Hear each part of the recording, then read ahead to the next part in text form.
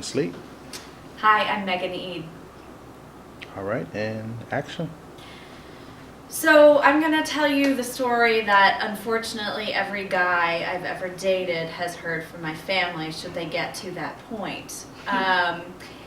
When I first moved to Manhattan, first week in my apartment, I just come back from a run and decided to cook some chicken. And I was going to get it out to defrost it, and I smelled this really weird smell, which later I found out was gas.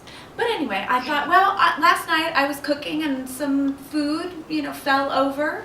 So I decided to move the stove out from under to see if I could, pick up whatever foul-smelling thing I could find. And suddenly the gas light lit, and I have fire coming out of the stove about, say, this high.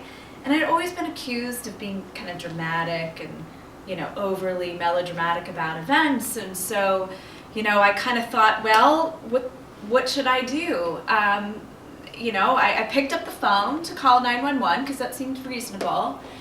And then I put it down because I could hear my family saying, "Oh, you're overreacting again."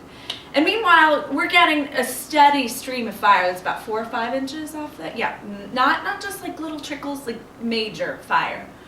So I call my dad, and my sister answers the phone, and she's on the other line doing homework with a friend, and she's like, "Megan, can you call back?" I'm like, "No, I really need to talk to Dad now."